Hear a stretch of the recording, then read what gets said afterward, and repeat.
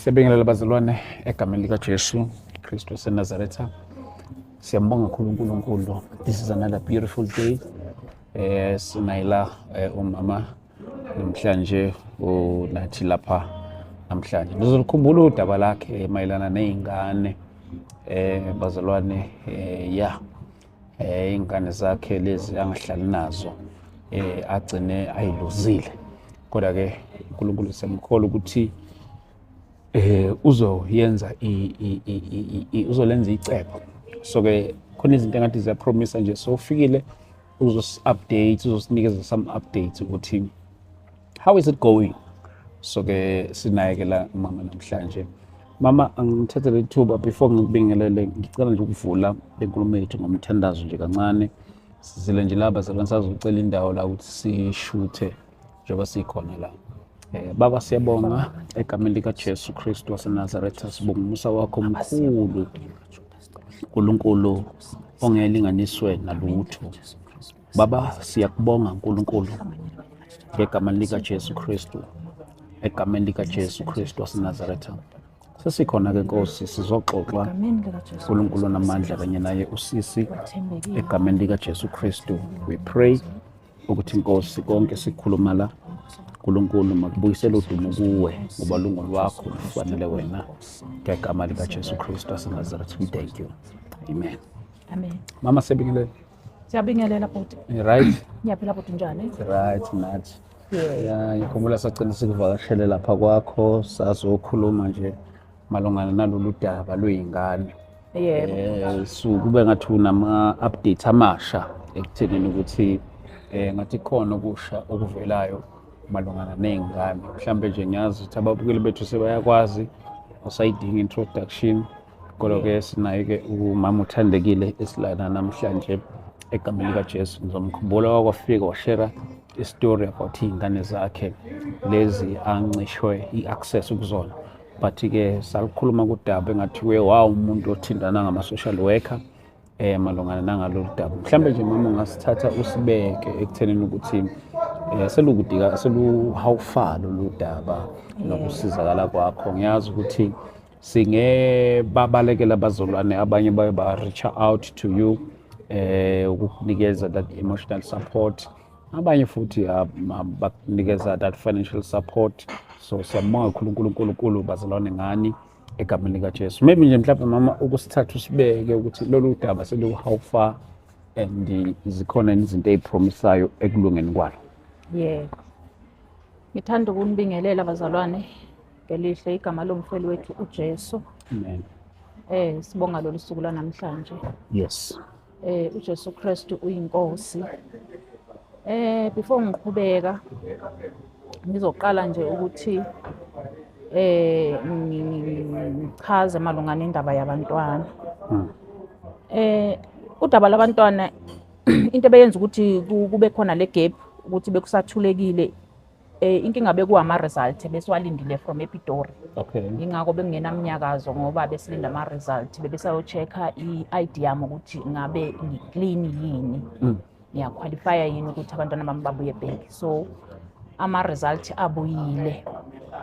Last week ama social worker ngifonile angitshela ukuthi ama result abuyile, but basaye bawasubmita eCBD. Angazi kumele bathole i-medical report and angazi ukuthi nani futhi enye. Basho ukuthi sengiready ukuthi ngihambe ngiyolanda abantwana. Okay. But inkinga ebisakhona ukuthi ukuxhumana kwama-social worker walana nawasekhaya. Ngoba ama-social worker wasekhaya kubonakala sengathi umsebenzi wawo awawenzanga kahle towards abantwana. So they were neglected ebantwaneni. Okay. Yes. So abafuni ukubuyela back kimi ngoba bengingakhuluma nabo ke izolo ama-social worker lawa asekhaya. Bathi bazobuyela back kimi, akunanto ethini esixoxele nje, bathi bazongifonela back ngoba lo engeke ngamtholiye wathi yena akadili ngama cases wabantwana. So uzongidlulisela kulabo babantwana bese nje ukuthi no uthe uzongifonela. So akangifonelanga ke since izolo namhlanje. Ama-social worker wala eGoli athe kimi if abantwana bengekho right, njengoba abantwana ngisho ukuthi abekho right, kumele ngihambe ngiyobalanda ngoba into besiyilindile vele bekuma result. Okay. If ama social worker awake Monfreya akathathi inyathelo or akathathanga inyathelo ukuthi awu-check abantwana ngoba ayibona i-video yami leya yokuqala engangikhala ngayo ngabantwana. Bona bela eGoli mina mangifika ekhaya njengoba ngihleli ukuthi next week ngihambe ngiye ekhaya. Mangifika ngale bathe ngibathinte through i-landline yama-social worker lawo ake Monfreya bakhulume nawo through i-landline. Then if badonsa inyawo malunga nezingane bathe bona bazofonela amaphoyisa bona wake Monfreya kube yiwona azoyobaphusha lapho bekhona ukuze sikwazi ukuyolanda ingane ngoba ingane azikho right lapho zikhona. Yebo. Manje into besangibambile ke imali yokuthi ngiye ekhaya. Imali yokuya ekhaya yiyo engingenayo.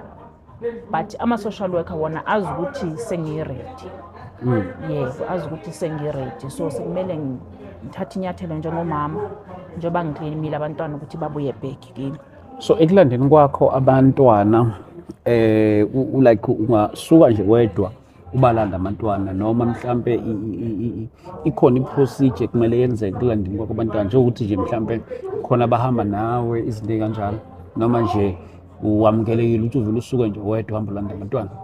Cha, angeke ngikwazi ukubalanda ngedwa abantwana mangifika ngale. Mina mangisuka la ngiya edrobheni eMonfreya ngiya kuma-social worker ema-ofisini wabo ngisuka nama-social worker ukuyolanda ingane. Ngeke ngihambe ngedwa njengoba ngangishilo nasekuqaleni ukuthi angikho safe. Ngizosuka nama-social worker or ngizobathola mhlambe sebebalandile sebelinde mina lapha edrobheni. Yebo, one of the two. If ngifike bengekabalandi mina ngizosuka nama-social worker sibe sesiya khona-ke endaweni yasemakhaya lapho bekhona ngoba abantwana basendaweni yasemakhaya. So ekulandeni kwakho abantwana into esebambile kuwe njengamanje mhlawumbe ke siqala sibeke eceleni indaba yemali. Le seba-aware yini ukuthi ungafika noma inini uzolanda abantwana? Seba-aware ngale? Ba-aware. Ama-social worker wangalena wona? Ama-social worker wangalena athulile for now. Mina ukhona ngizoya kuma-social worker walana next week Tuesday. Njengoba namhlanje kuyi-Saturday, Tuesday ngizoyobonana nawo. Then bazophinde baxhumane nabo futhi. Yebo, ukuthi ke ngoku sekufinalize yonke into ukuthi ngihamba ngoluphi usuku ukuya kubo ngale. So lawa wala ama-social worker yini into akumele akusize ngayo lawa wala? And lawa ngale I understand ukuthi mhlawumbe iwona kumele abe hands on ekulandeni kwakho abantwana. But kulawa ngala ikhona into akumele ayenze wona ekutheni ukuthi kulanda kwakho abantwana? Cha, ayikho into abazoyenza bona nje ukunginikeza feedback nokuthi banginikeza ama-result bawasende through i-email kuphela kulaba abangale. We understand. Akunanto enye abangangisiza ngayo ngoba bathe kimi nje kumele ngiyo-attenda i-parenting skills e-Meadowlands. Yes, so bathe kumele ngiyo-attenda i-parenting skills e-Meadowlands bathe bazongisendela nge-WhatsApp. Bathi bengekangisendeli-ke. Yebo, kuphela. So-ke ukuya-ke le angazi noma mhlawumbe ngangakubuza lo mbuzo mhlawumbe ukuya-ke lesithi-ke nakho-ke uyavuka kusasa ulanda abantwana kungadingakala imali engakanani ukuya nokubuya ukulanda abantwana? And njengoba sasifikile kwakho laphana sabona ukuthi hayi indawo kuyona abantwana bangakhona ukuhlala nawe, mhlawumbe ke ngiqala ngalo mbuzo ekutheni ukuthi ukuya nokubuya kungiyimalini ukulanda abantwana? Ngithe mangikhawunta ngathola ukuthi is 1.4 itikiti i-return kimi ngingedwa. So abantwana nabo nje bangizobuya nabo nje basebebhatala ama-seat ebhasini which means nabo i-1.4 because bayi-2. Yes, but ukudla akukho involved ukuthi bazodlala endleleni ke ngikhawunte nje amatikiti kuphela. So dinga 2.8. Yes. 2.8 ukuthi ukwazi ukuthi uhambe ubuye nabantwana. Indawo yakho okanye indlela ngiyazi ukuthi umzali kulabantwana ngiyakhumbula umention nendaba yokuthi awukasebenzi, mhlawumbe ikhona indlela ethile uNkulunkulu asakusiza ngayo ekutheni ukuthi uzokwazi ukuphila nabantwana? Angifuni ukuqamba amanga bhuti wami njengoba ngangiwumuntu wayefisa ukuqala nebhizinisi lokupheka akukabikho lutho, angikaliqali ibhizinisi because of ama-finances ke akahlangani lutho. Angifuni ukuqamba amanga. njengoba ngangike ngasho kubazalwane ngichaza ukuthi ngicelisa nemithandazo because le mpi engibhekene nayo it's a warfare, akusiyimpi yenyama kuphela, yimpi kamoya.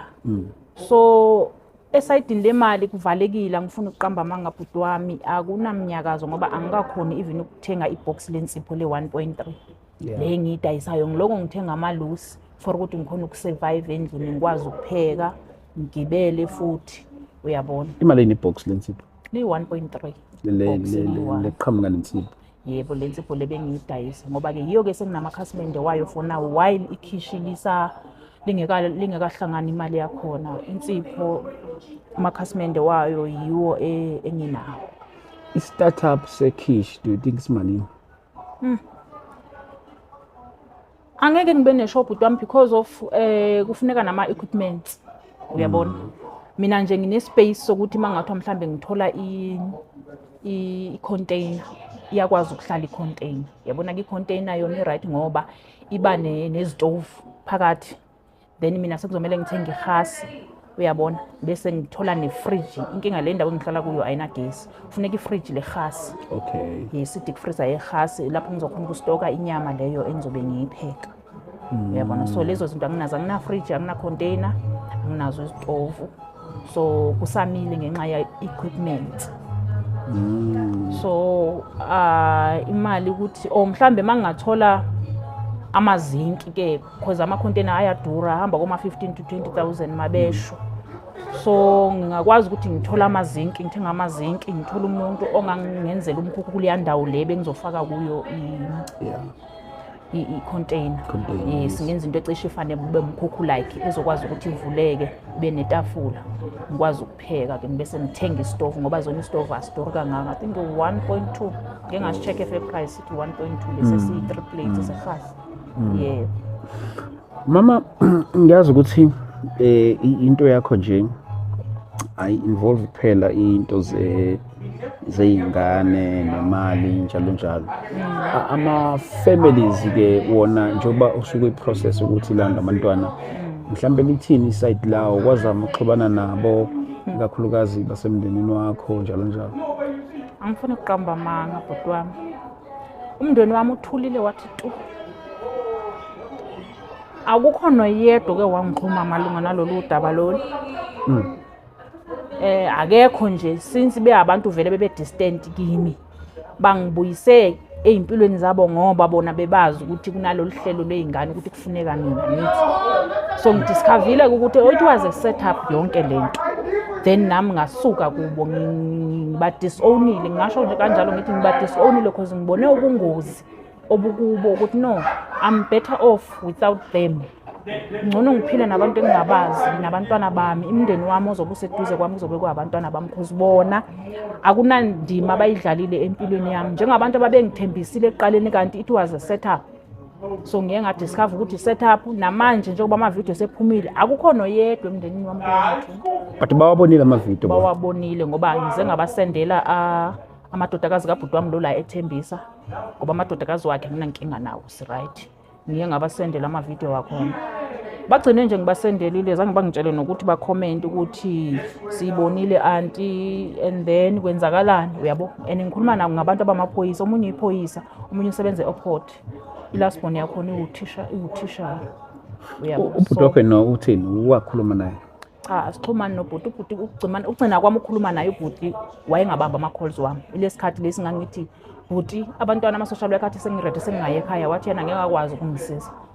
Sagcina nje ngaleso sikhathi wagcina ngathi mangiloko ngiqhubeka ngithi ngiyamfonela, wagcina ngasawabamba ama-calls wami. Ngabona uba ngiphume kuye, ngabona ukuthi ngcono ngiphume kuye nje. To be honest-ke emndenini wami kahle kahle mina umndeni wami ufana nongekho kimi. Hayi, umndeni ufana nongekho. Umndeni wami yimi nabantu abami kuphela. Yes, ngoba till now bathuli, akhona oyedwa nje okhulumayo, akhona oyedwa ovelayo, abakhomenti abathini bayitholele.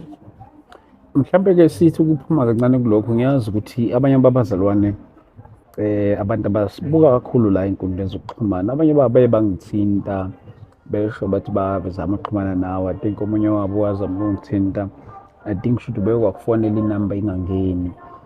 Ngasho ngathi naye akaphinde akuzame. Nje ngifuna ukuthola nane-support oyinikezwe ngabazalwane lapha emakhaya throughout the story nje so njengoba sesiphumele from day one isiqala ngiyazi ukuthi abanye mhlambe bayathandaza nawe abanye ngiyazi ukuthi bayakunikeza lawo ma-advice lawo nje ngifuna nje ukuthi mhlambe ke sibuke i-support nothando oluthole kubantwana bakaNkulunkulu ngokubona lapha einkundleni. Ngiyabonga kakhulu bhuti wami ngalowo mbuzo loyo. I-support ngiyithole kakhulu kwezokuxhumana, angifuni ukuqamba amanga. Ngiyabonga kakhulu bazalwane. Abanye bangixhasa ngemithandazo, banesifiso noba bengenawo amandla kodwa bangithwele ngemithandazo. Abanye bayasizakala through ubufakazi bami ukuthi nabo badlulile ezimeni ezinjengalezi zami. Abanye nabo bebengazi ukuthi sikhona isixazululo kanti kule inkinga lezi ababhekane nazo. Ngabe ngibatshela ngoJesu-ke ukuthi uJesu uyena umxazululi wazo lezi inkinga nemimoya nani. Ngilitholile kakhulu uxhaso. Bakhona nabanye bebenokungisendela ama-cash send o-200 ukuthi ngikhona ukuthenga ishebe endlini. Bakhona benokungisendela, ukhona umunye ubhuti wangisendela nje for the first time wangisendela i-500 qala nje kuleyayo ukuqala. Wow. Yes, ngakwazi ukuthenga lawo malusi lawo. Wow. Yes, kwaba khona omunye usisi futhi ebese overseas eCanada, naye wangipha u$80 ethi mangithengele abantwana ukudla. Uyabona. So usupport ngithole kakhulu kubazalwane nemikhuleko. Abanye bengifonela, omunye usewasuka eMidrand wayofika endlini edrive ehamba nabantwana bakhe abayi2 ethi nje ufuna ukungibona, ufuna sikhuleke sibambane sibe ama-sisters, naye udinga udade wabo akanamndeni ufana nami. Ufisa ukuthi athole udade wabo angakhona ukubambisana naye sikhuleke ngoba siyakholwa ukuthi kuNkulunkulu anything is possible. Understand. So ngiyabonga kakhulu abantwana bakaNkulunkulu ngesupport yabo nje. Inkosi yami. Yebo. Yazi bazalwane bami, usefikile kumama wasinikeze update ukuthi isitori sakhe sesiyawufa. Useshilo ukuthi she needs about 2.8 ukuya nokubuya ukulanda abantwana. Mhlambe ke sithi ke nansi imali manje. Ungahamba nini? Ngahamba next week. Or next week. Yes, next week ungakhona. Whether it's Wednesday or Thursday because Tuesday ngiyobona nama-social worker lawa ala. So mangaba nje ngayithola next week between Wednesday, Thursday, Friday ngiyakhona ukuhamba. Ikhona i-process ekumele uqale uyenze before? Cha, it's just nje ngiyakubo ukuthi nabo baphinde babafonele futhi. Angithi abantu abangatholakala iyaringa yodwa i-landline that side abayibambi. So bazophinde futhi babaxhume babatshele.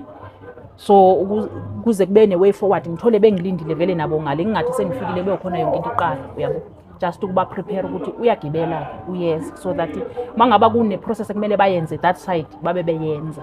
Understand, so that ngibathole mina be ready. Siyahamba manje ngoba phela angithi kunema court order zonke lezi zinto. So wena mawuhamba uthe uhlelo lakho lokuhamba ungahamba nobani kanjani?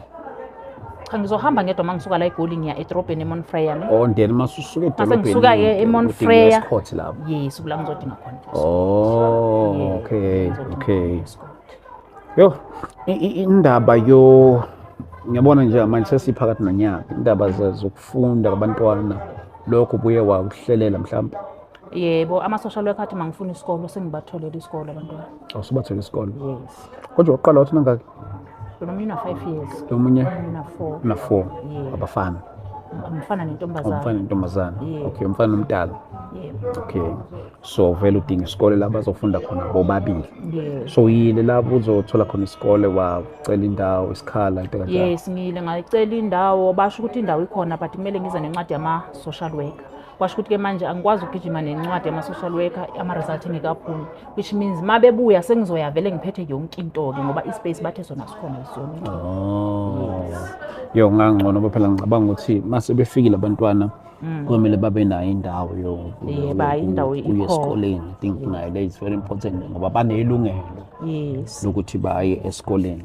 Mhlawumbe nje mama ngeke ngize ngigcine isikhathi eside ngoba ngicabanga ukuthi okuningi okubaluleke kakhulu ukuthola isupport ukuthi ukwazi ukulanda abantwana. Mhlawumbe nje amanye amazwi akho nje mama ongagcizelela ngawo kubantu abazizalwane bonke ibandla likaJesu emakhaya ekuthenini ukuthi ngiyazi ukuthi abanye njengoba ubushilo nje i-support uyithole kakhulu.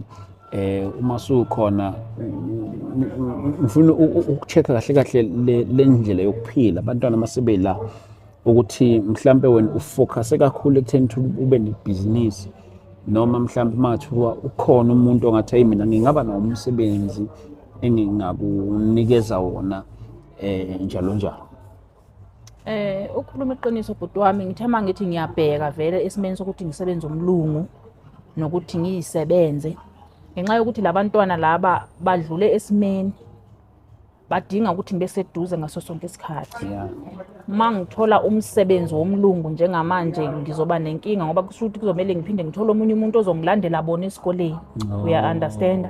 So ibond phakathi kwami nabo abantwana nokuthi ngicheke ukuthi bajwayele indawo ngoba nale ndawo nguya ngiyazi until bayijwayele angizuba naso leso sikhathi mangithola umsebenzi womlungu ngoba bakhona abanye baye bangithinta bethi bafisa ukusebenzisana nami ngingafika yini omunye usewathi business lakhe lise Randburg befisa ukuthi sibambisane ngebusiness lakhe elise Randburg yabo. Omunye wathi business lakhe ngazi lise Balfour Park mawuya ngako Alexander kanje. Ngase ngiyabachazela ukuthi izongishaya mina bengifuna umuntu esizosebenzisana naye la if bona bebethi ngasizosebenzisana la ngikhona njengoba ngithi la ngemuva singakhona ukuvula ibhizinisi sivule la ngihlala khona bekuzoba ngcono ngoba kumele abantwana babe safe ngenze sure ukuthi ngibabhekile ngaso sonke isikhathi ngoba basasebancane. Le ndawo ukuhlala kuyo if I were to give you something to sell yini edayisekayo kule ndawo? Ama-cosmetics ayadayiseka kuleya ndawo nokudla into ehambayo lapha nokudla kuyahamba ukudla ngoba leya ndawo ayinagesi. Ngoba yes and futhi ngiseduze komgwaqo kuyahamba kakhulu ukudla. Yebo kodwa kuyahamba kakhulu ukudla nama-cosmetics ke. Nama-cosmetics ke vele abantu badinga into esetshenziswa daily leyo. Yes. Yo mama siyambonga kakhulu uNkulunkulu ngawe. Bazalwane senizwele nani lapho emakhaya njengoba ekhulumile nje i-platform yethu ke i-platform isikhathi esiningi esisebenza kakhulu ukusiza abazalwane not just only by edifying the church but also intweni ezi-emotionally support njalo njalo. When we talk about the platform that is so productive in a body of Christ, bazalwane, I'm not boasting, but then I'm very serious about this thing. Bazalwane kamlika Jesus, I've seen it many times. Abanye benu bangangifakazela kuyona le. Bazalwane simbonile uNkulunkulu esebenzisa le platform ukuhlangabeza abantwana bakaNkulunkulu ey'dingweni zabo. Ngikhuluma njengomphathi okanye ngikhuluma njengo-admin wayo le platform ukuthi nangu mama sefikile ngiyamcelela bandla lenkosi uma kungenzeka mhlawumbe nje sengaba ukuthi ke uyamfonela umbuze ukuthi uhamba nini umthengele ithikithi mhlawumbe noma ungathenga ithikithi lokuya mhlawumbe omunye futhi athenga ithikithi lokubuya omunye athenga ithikithi lomunye umntwana omunye athenga ithikithi lomunye umntwana but iyahlupha le amathikithi ngoba ifuna sengathi singayiconfirma indaba yosuku ekutheni kungaba uyintwa nini nokubuya nini ukuze amathikithi akhe nabantwana angashiyani ngama-date ngoba ulanda abantwana. So ngiyacela nje bazalwane kungaba oyedwa ongathi yano mina ngicela ukuthenga nje isingile mhlawumbe omunye naye athi ngicela ukuthenga ithikithi elibuyayo kanjalo omunye athi ngicela ukuthenga ithikithi lomntwana oyedwa omunye ngicela ukuthenga ithikithi lomunye umntwana. So ngiyanicela bazalwane ngithi ngiyacela ke simlekelele nangumama egameni lika Jesu mhlawumbe futhi uma esefikile sibone futhi ukuthi going onward indlela yokuphila kuphileka kanjani uma abantwana sebekhona ukuqhubekela phambili. So bazalwane ngiyanazi mina ngiyanazi umzimba kaJesu ngiyanazi bandla likaKristu ngiyacela kakhulu ngikhuluma njengomunye wenu enkosini ngikhuluma njengomunye wenu omncinyana enkosini. So ngiyacela bazalwane ekuthenini ukuthi simlekelele kakhulu umama njoba ezobe ehamba elanda abantwana. Akekho umuntu onomntwana okwazi ukuphila ngokukhululeka bengekho abantwana bakhe eduzane. So ke njengoba seshilo nje ngiyacela bazalwane ke fake izandla lapha nalapha. Nami ngizofaka mama esivivaneni ekutheni ukuthi nawe ukwazi ukulanda abantwana. Nami ngizofaka something ekutheni ukuthi ulekeleleke ekulandeni kwakho abantwana. And noma ngangidisclose okuningi khona la, kodwa-ke nami mase befikile abantwana ngizofika futhi nami ngizonibona. Ngiyazi ukuthi abantwana kuyahlupha ngoba isikhathi esiningi umthetho uyawungavumi ukuthi bashutheke, kodwa sizofika nathi sizoba-reportela abazalwane ukuthi abantwana bagcine befikile, noma singeke sibaveze ubuso kodwa siyobavezela abazalwane ukuthi namba abantwana bagcine befikile, ngoba abantwana banelungelo lokuthi asikwazi ukubaveza ko-social media abazalwane bami. Ngicabanga ukuthi abaningi benu bayazi leyo nto leyo esuke kanjalo. Kodwa-ke mase befikile ngizozama nami ngambona ukuthi yini nami engingalekeleleka ngayo ekuthenini ukuthi ukwazi ukuphila nabantwana, because this is not just only about making videos but umsebenzi kaNkulunkulu. We treat this as a ministry, so we come nathi kwakho sibone ukuthi silekelela kanjani. Singakuniki nje kuphela ufish, kodwa sizama indlela ukuthi sikunikeze udobo, ungaphili ngento. Singakuniki usizo lu-temporal, kodwa sikunika usizo le-long term, okanye sikunikeze usizo wazi ukuthi uzokhona ukuthi uphile ngalo. So siyamkholwa kakhulu uNkulunkulu. Mhlawumbe nakulaba before uzoshare nama-contact wakho, maybe amazwi wakho okugcina nje, mhlawumbe ungathini mama? Amazwi wami wokugcina, bengingathanda ukuthi abantu ngazi nokuthi isikhathi siyavuma yini. Yeah.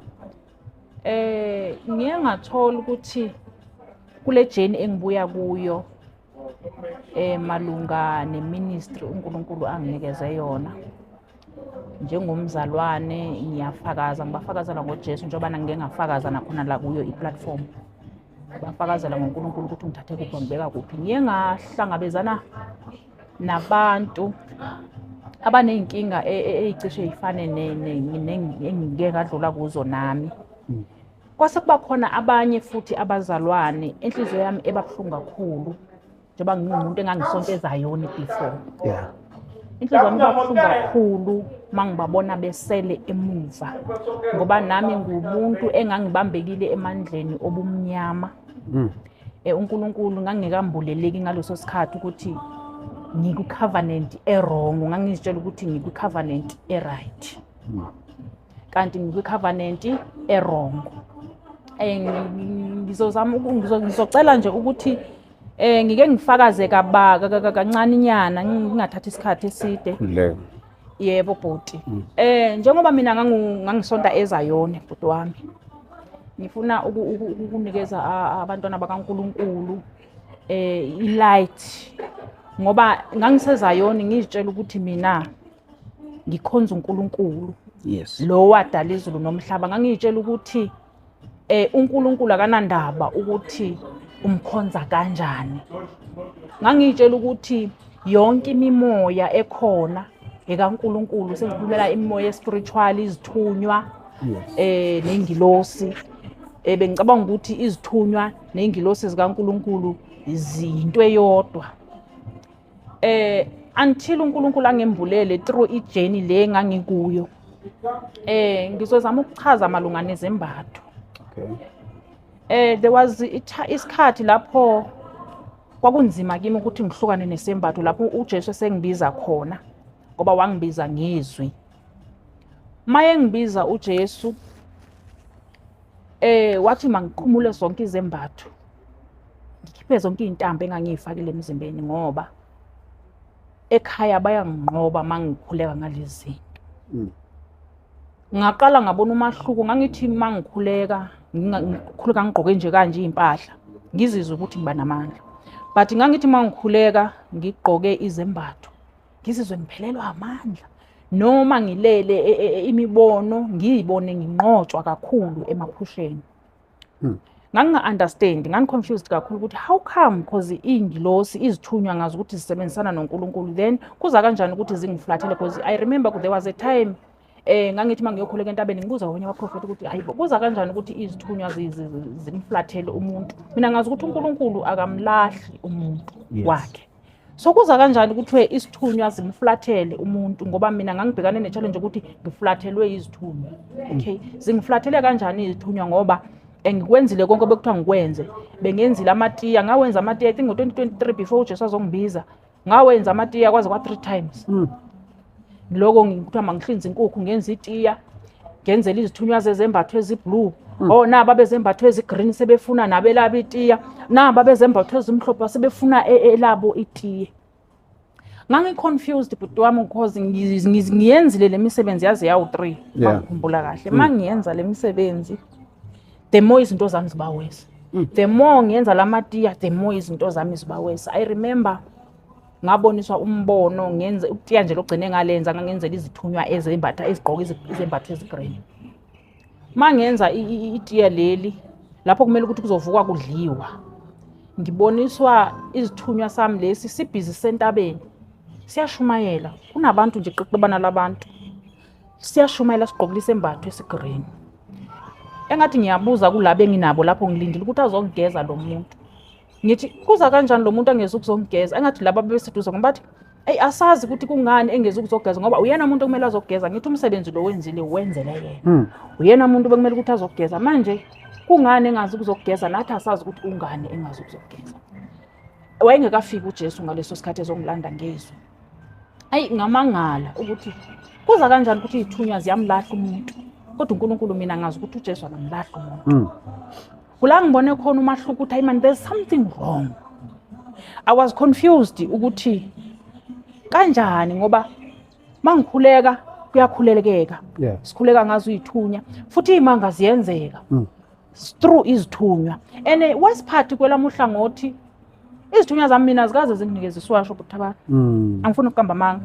Mina ngigqokisiwe izembatho zonke ngilele ngikolobuthongo ngazi ukuthi izembatho zakhona but into enganginikeza nganginikeza iBhayibheli leli. Ngimangala ukuthi kuza kanjani ukuthi kuthiwe izithunywa zihambisana noNkulunkulu zihambisana nedlozi kodwa zinginikeza iBhayibheli. Ngiyazibona ziyashumayela ngiyabona futhi nami ukuthi ngiyafundisa ukushumayela ngiyazizwa nami ukuthi ngiyashumayela.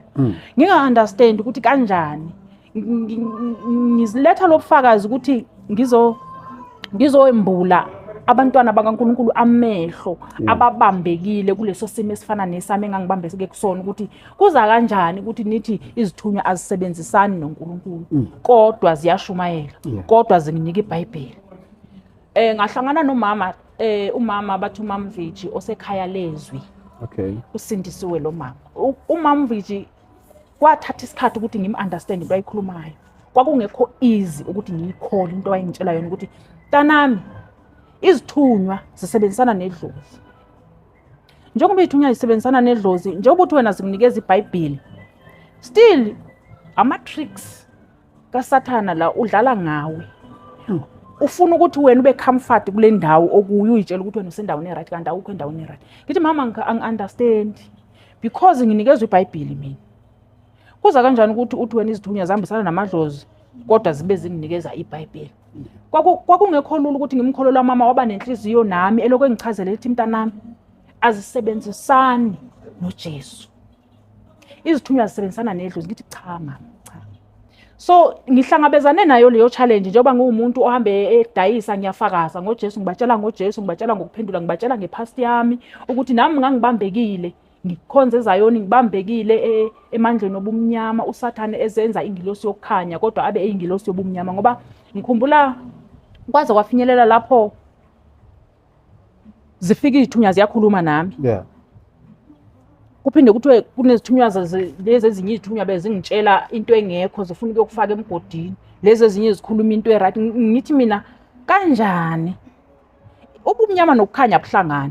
So lezi izithunywa ziyithatha phi iauthority ukuthi zizokhuluma nami ezobumnyama phinde khulume nami ezokukhanya. Kanjani? Kanti uSathane wayedlala ngomqondo wami umbuso owodwa. It's the same covenant umbuso owodwa just kushiyana ngasho ngithi kushiyana ama-office ukuthi laba badila ngani laba badila ngani. Ngaze ngathukuthela kwesinye isikhathi ngathukuthela kangangendlela yokuthi ekuthukutheleni kwami ngathi yazini angisafune kuzwazwi elizokhuluma nami emadlebeni ngoba manje angisa-understand ukuthi ubani o-right ubani o-wrong. Bonke beza begqoka izembatho, abanye beza begqoka ezimhlophe, kanti amadimoni, izingilosi zobumnyama ziza zigqoke ezimhlophe.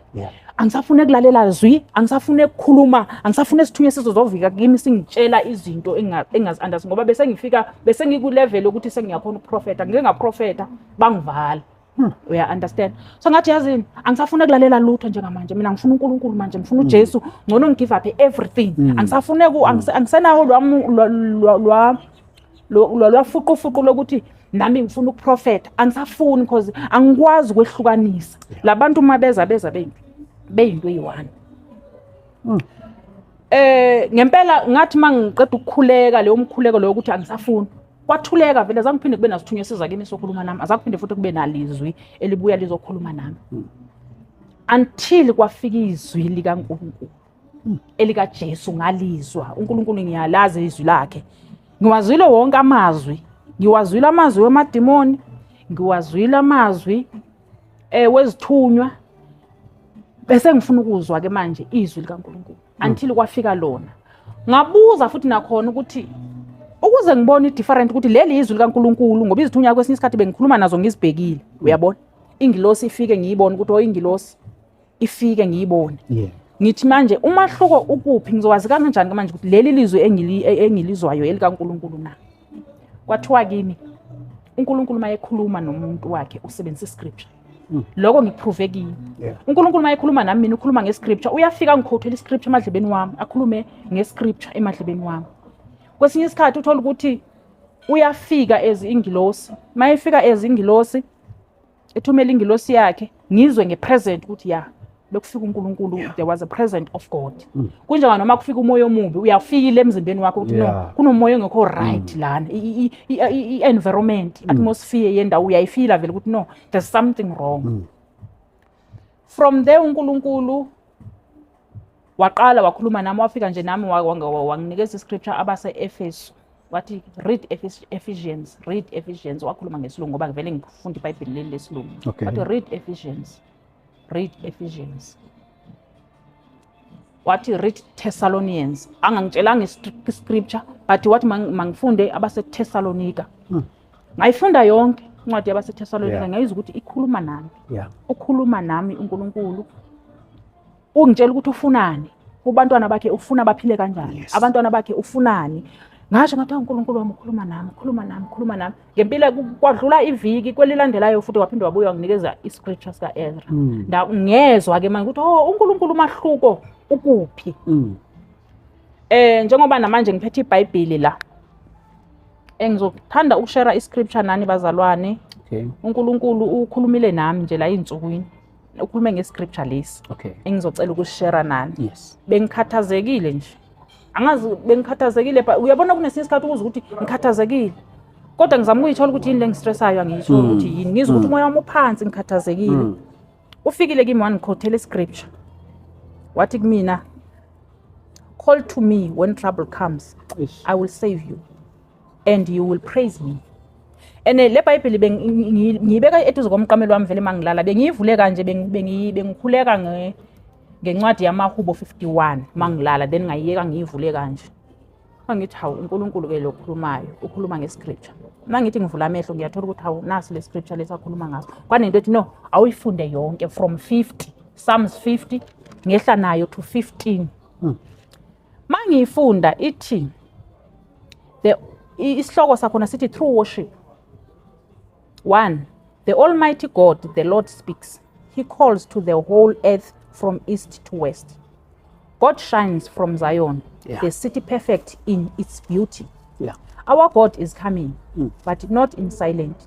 A raging fire is in front of him. A furious storm is around him. He calls heaven and earth as witnesses to see him judge his people. He says, gather my faithful people to me, those who made a covenant with me by offering a sacrifice. The heavens proclaim that God is righteous, that he himself is judge. Listen, my people, and I will speak. I will testify against you, Israel. I am God, your God. I do not reprimand you because of your sacrifices and the burnt offerings you always bring me. And yet I do not need bulls from your farms or goats from your flocks. All the animals in the forest are mine, and the cattle on the thousands of hills. All the wild birds are mine, and all living things in the field. If I were hungry, I would not ask you for food. For the world and everything in it is mine. Do I eat the flesh of bulls or drink the blood of goat? Let the giving of thanks be your sacrifice to God, and give the Almighty all that you promised. Call to me when trouble comes. I will save you, and you will praise me. Wow. Amen bazalwane. Yazi ngithe mangifunda leli lizwi leli kwafika impendulo yale mibuzo ebenginayo malunga nabazalwane abakhonza begqoka izembatho, ukuthi nabazalwane abagqoka izembatho nabazalwane abasasacrifice ngeyilwane, abasakholelwa ekuthenini uNkulunkulu uyalamukela igazi lembuzi, uyalamukela igazi lenkomo. Uya understand? So njengomuntu obuya kuleya covenant, abanye abakembuleleki uthabani, abakembuleleki njengoba ngumuntu ohamba efakaza, ngithi mangibafakaza ngibona ukuthi ayingaze kuvuke impi, ngoba lo muntu uyakholelwa ngempela kulento ene ngiyazama ukuthi ngimambulele, ngizama ukumchazela, but utholakala ukuthi hayi angikhona. Kwesinye isikhathi ngibalalelise ama-video kaBabuxaba, ngibabukelise ama-video kaBabuxaba u-part 1 no-part 2, ngoba yiwona kahle kahle agxila kakhulu ukuthi uNkulunkulu umlande kuphi and umbize kanjani. uNkulunkulu wangembulela ukuthi no, kumele ngishare leli lizwi nabo ngoba uye okhulumayo la ku-Old Testament uPsalms 50 verse 1 to 15. Umzalwane nomzalwane angazifundela ekhaya ukuthi uNkulunkulu akadingi ukudla, ngoba uyasho ukuthi uma ngifuna ukudla angeke ngize ngicele kini, angeke ngize ngicele kini ukuthi ngifuna ukudla, ngoba yonke into ekhona emhlabeni eyami.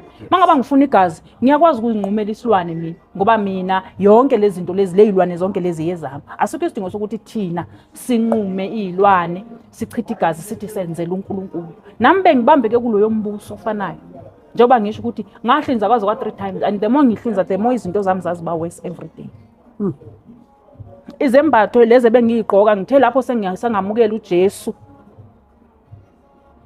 zaqala manje lezithunywa zaziveza kuzona, ziza zigqoka into ezimnyama ngaphansi, mazi aphiya kimi kodwa zigqoke isembatho phezulu. Ngithi hayibo, ubumnyama nobukhanya buhlangana, kuza kanjani ithunywa zami lezi eziwu4 ziza manje sezigqoka ingubo ezimnyama kanjani?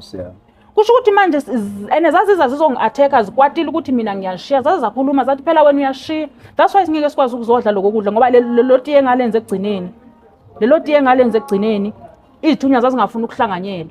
Lo muntu wayengisiza ngangicela lo sisi lo ukuthi angisize ukuthi sikhuleke ndawonye, esho ukuthi izithunywa zakho yaziziflathele zibhekele ziyahamba vele azihlanganyele kanye nathi kulento esiyenzayo.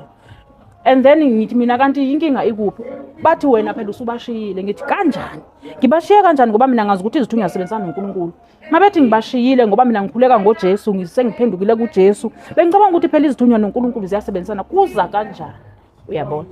So bengithi ngidlulise lo myalezo kubazalwane ukuthi uNkulunkulu akafisi kulahlekelwa nawo yedwa kubantwana bakhe. Usifuna sonke njengoba simlindile ukuthi uzosilanda ngerapture, akafisi ukuthi basalele emuva. Enokubhlungu kakhulu obungizisa ubhlungu ukuthi laba bantu basebumnyameni akekho umuntu obatshelayo ngokukhanya. Makuthiwa masiphume kuwo lamabandla singayi kuwona, bazowazi kanjani ukuthi kunoJesu okhanya? Ngoba bona bazitshela ukuthi ba right, bazitshela ukuthi bakuJesu. Ngoba abanye nje ngihlala nabo baze basho ukuthi mina ngisindisiwe ngikuJesu, ngisindisiwe ngikuJesu la kule Zayoni engikuyo. So angeke ngikwazi ukushiya iZayoni yami mina ngenxa yokuthi wena uthi yes ngikuJesu nami ngisindisiwe ngendlela yami. So ngiyathandaza ukuthi uNkulunkulu engathi angabasiza abantwana bakhe abevule amehlo, because akukho lula kulezi insuku nokuya emabandleni. Mina nginenkinga ye-rejection emabandleni, nginenkinga ye-rejection because of i-assignment uNkulunkulu anginikeze yona inzima kakhulu. Manje emabandleni amaningi bayayirejecta, abanginikeza ithuba lokuthi ngikwenze lokhu uNkulunkulu afuna ngikwenze, ngoba mina vele ubizo lwami ukuthi ngiye emabandleni. Nginikezwe i-assignment ukuthi mangihambe ngiye emabandleni ngiyotshela abantwana bakaNkulunkulu ukuthi mabahambe kanjani ukuze babe right kuNkulunkulu. uJesu Kristu inkosi wami, ngiyabonga kakhulu. Siyabonga kakhulu mama, siyabonga kakhulu. Amen. Siyambonga uNkulunkulu nangomphako buphathela bazalwane. Siyabonga kakhulu bazalwane. Anginibonge kakhulu, ngiyabonga kakhulu bantwana bakaNkulunkulu. Ngiyabonga kakhulu bazalwane. Sometimes ngiyangifeel ukuthi manginibonga ngathi amazwi ami mancane. So ngicela nje mangikhuluma lamazwi akaso ningalaleli wona kuphela kodwa ke nibuke nangale kwawo. Ngiyabonga kakhulu bazalwane, kakhulu for always being there for everyone who comes here, even for me nje. Ngiyabonga kakhulu bazalwane egameni lika Jesu Kristu. Mama, kwabadinga ke ukuthi bakwazi ukuthola kulabo bangafisa ukukulekelela, bangathola kanjani? Bangangithola kwi-phone number yami. Yes. Yebo, u-063 Yes. 753 Yes. 0117. 063 Yes. 753 Yes. 0117. Okay. Jesu Kristu inkosi, ngiyabonga. Batwana benkosi, siyabonga kakhulu, siyambonga kakhulu uNkulunkulu. Ngiyacela nje kulabo around Gauteng asibonane eKagiso ngomhla ka-30 August. Sizobe sisekagiso Drive and Lush and Kagiso Drive and Big Street kungase Lusham Hostel. Uvele nje ubuze Lusham Hostel. Lusham Hostel sizobe silapho siyomemezela uJesu kuma streets aseKagiso. Masiqeda khona ngo-October sizobe sise Soweto Dlamini multipurpose. Sizobe silapho bazalwane the last gathering nje lapho ke bazalwane sizobe silapho sithi God of our forefathers. Sizobe silapho sizobona uNkulunkulu practical lapho kenza izimangaliso. So ngiyamenya kakhulu bazalwane, sizobe sinayo umfundisi uBishop PR Chiliza all the way from KZN, Bishop and Ibtelezi from KZN, Babu Rev Ekaba from KZN. So sikhona khona lapha 25 October. But then go August was ngishilo nge-30 August from 10 a.m. So besilaphana. It's an outdoor service. So sinayo umfundisi Manqoba Nhleko, known from God's Army. So sinabo sisinokulunga, known from God's Army. So besisonke lapha bazalwane. So memezela uJesu kuma street aseKagiso. For more info 0788 417 844. And if you want to partner with our ministry, you can use the very same number 0788 417 844. Jesu Kristu ke uyinkosi manje naphakade. Asibonani ku-episode elandelayo. God bless you. Amen. Amen.